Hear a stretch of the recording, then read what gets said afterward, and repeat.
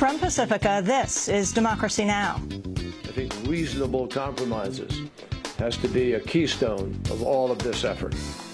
I know the negotiations are going to be tough, but I also know that the consequences of not trying could be worse.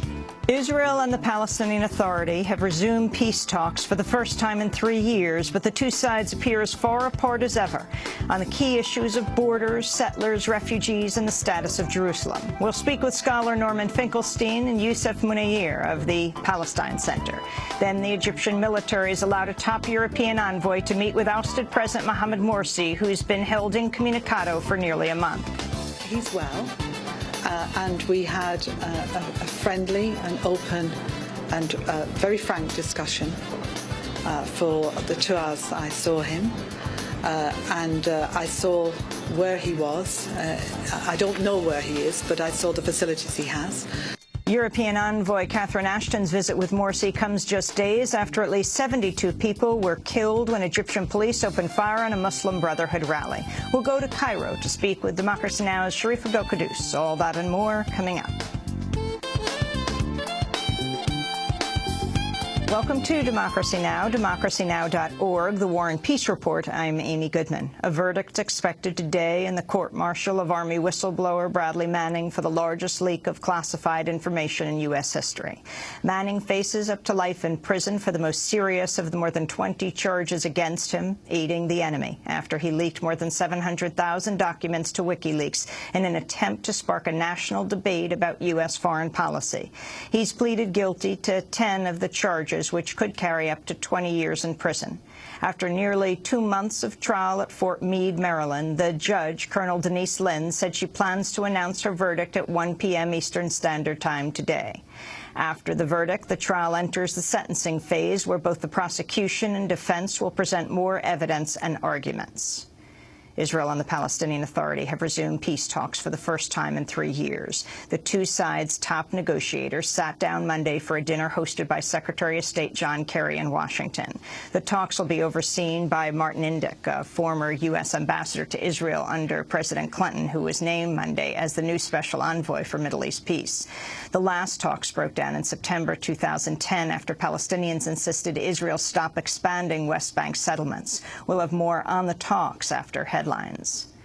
Ousted Egyptian President Mohamed Morsi has been allowed to meet with European Union envoy Catherine Ashton after being held incommunicado by the military since his ouster nearly a month ago. Morsi's supporters in the Muslim Brotherhood have continued to call for his reinstatement after at least 72 people were killed Saturday when Egyptian police opened fire on a Brotherhood rally. We'll have more from Egypt with Democracy Now!'s Sharif Abdel-Quddus in the broadcast. The FBI says it has rescued more than 100 young victims of forced prostitution and arrested 150 people during a 3-day sex trafficking bust that spanned 76 cities nationwide. The victims, almost all young women, range in age from 13 to 17. Ronald Hosko, Assistant Director of the FBI's Criminal Investigative Division, spoke Monday. Sex trafficking among children remains one of the most prevalent, violent and unconscionable crimes in this country. Despite our many challenges, those who exploit children should know that we, this team, will continue to seek them out and bring them to justice.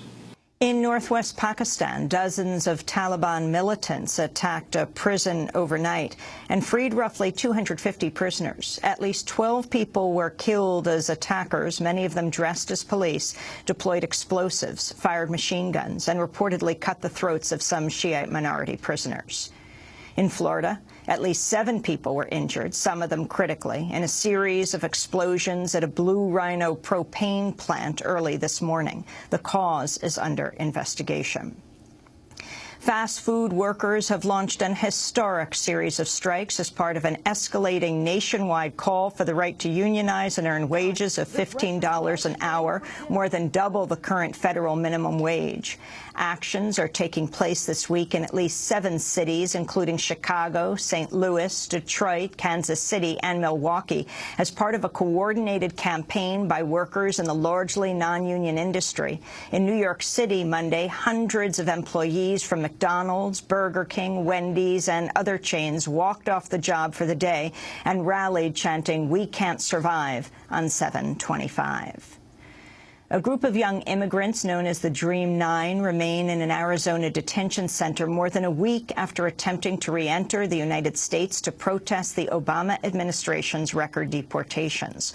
While most of the Dreamers had previously been deported or compelled to leave the United States because of current policy, 3 others chose to join them in Mexico and accompany them home. All 9 are being held at Eloy Detention Center. Some say they've been placed in solitary confinement after launching a hunger strike and attempting to collect the stories of fellow migrants. Dreamer Lisbeth Mateo spoke in a recording Monday, saying it was her 5th day in solitary. Lisbeth Mateo, I'm at the Eloy Detention Center. This is my 5th day of solitary confinement, and I want all 9 of us to go home as soon as possible. Conditions here are not the best. There are a lot of women who have been waiting for months to see their asylum officer, to get an interview, even 2 years. They're all waiting. On Monday, Congressmember Mike Honda released a letter signed by 33 members of Congress calling on President Obama to release the Dream Nine. Quote, "These youth are the victims of our broken immigration policy, and they deserve to come home to the United States where they can continue to work towards fulfilling their dreams of higher education," his letter read.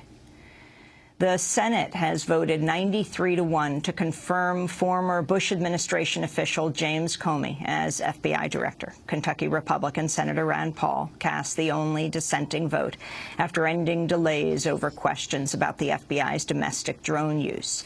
Comey is known for refusing to reauthorize the Bush administration's warrantless spy program while serving as acting attorney general, forcing the administration to make changes. But the ACLU has criticized him for backing what it terms some of the worst abuses of the Bush administration, including waterboarding, warrantless wiretapping, and indefinite detention. Comey recently told a Senate panel he now views waterboarding as torture. New Zealand's government's rebuffing a report that U.S. intelligence agencies helped its military monitor the communications of a freelance journalist working for McClatchy in Afghanistan. A report in New Zealand's Sunday Star Times says U.S. spy agencies assisted the New Zealand military in collecting metadata on the phone calls of John Stevenson and his associates while he was reporting on the U.S.-led occupation of Afghanistan last year. New Zealand's defense minister said a review of the claims is underway. If confirmed, the report could show spying techniques used by the National Security Agency and recently revealed by former contractor Edward Snowden have been used against journalists. Meanwhile, a new poll appears to show increasing public skepticism about the NSA's surveillance policies. The poll from the Pew Research Center found for the first time since polling began nearly a decade ago, people in the United States are more concerned about protection of civil liberties than about protection from potential terrorism. According to the poll, 47% of people said their greatest concern about government anti-terrorism policies is that they've gone too far in restricting civil liberties, while 35% said the policies have not got far enough. Overall, a majority, 56%, said federal courts failed to provide adequate limits on the telephone and Internet data swept up by the government for anti-terrorism efforts. Pope Francis has issued unusually candid remarks about LGBT people, saying they should not be marginalized in society but maintaining that homosexual acts are a sin under Catholic teaching. While on a flight back from Brazil, the Pope responded to a reporter's question about a supposed gay lobby at the Vatican. Everyone writes about the gay lobby.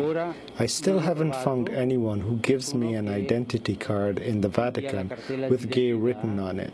They say that they are these people.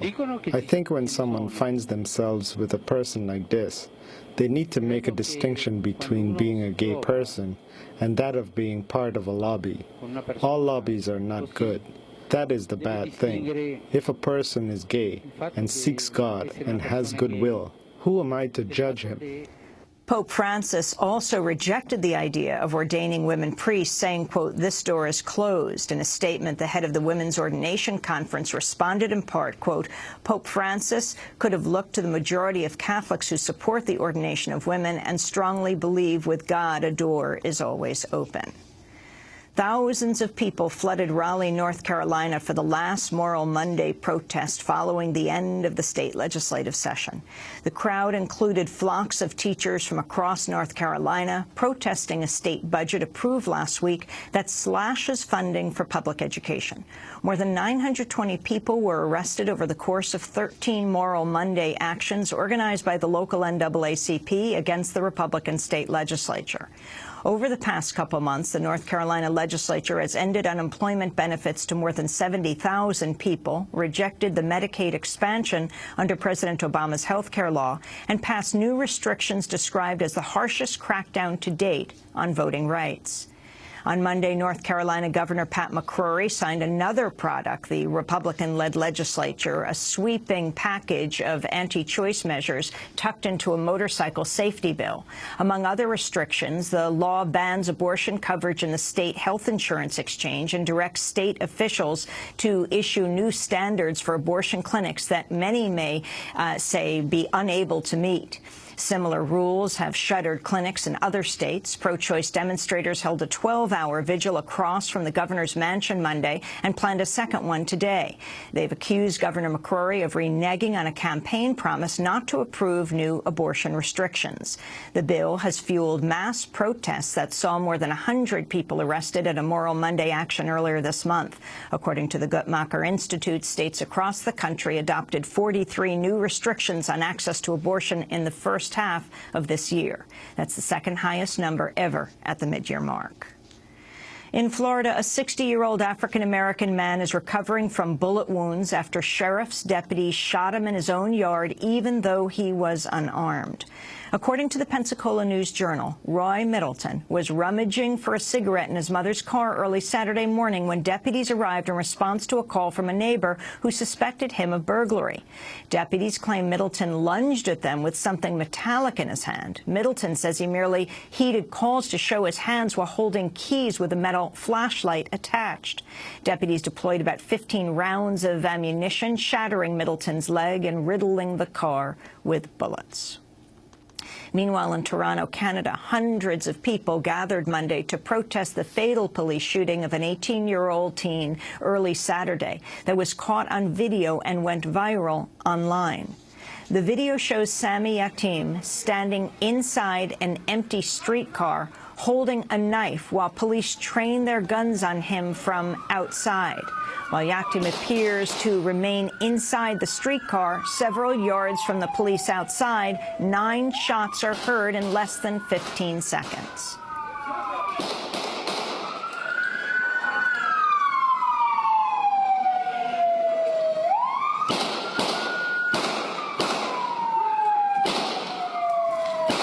Police then approach Yatim and deploy a taser. Yatim died from the gunshot wounds. The officer involved has been placed on paid suspension. His actions are under investigation. Apple's facing a new round of accusations about labor abuses at factories in China that make its products. Following reports of employee suicides and excessive hours at plants run by Foxconn, Apple has increased its orders to another supplier, Pegatron. But the group China Labor Watch says it found scores of violations at 3 Pegatron factories, including underage labor, insufficient wages, and average shifts amounting to nearly 70 hours per week. The group's executive director said our investigations have shown that labor conditions at Pegatron factories are even worse than those at Foxconn factories. And those are some of the headlines. This is Democracy Now!, democracynow.org, The War and Peace Report. I'm Amy Goodman. And I'm Aaron Maté. Welcome to our listeners and viewers around the country and around the world.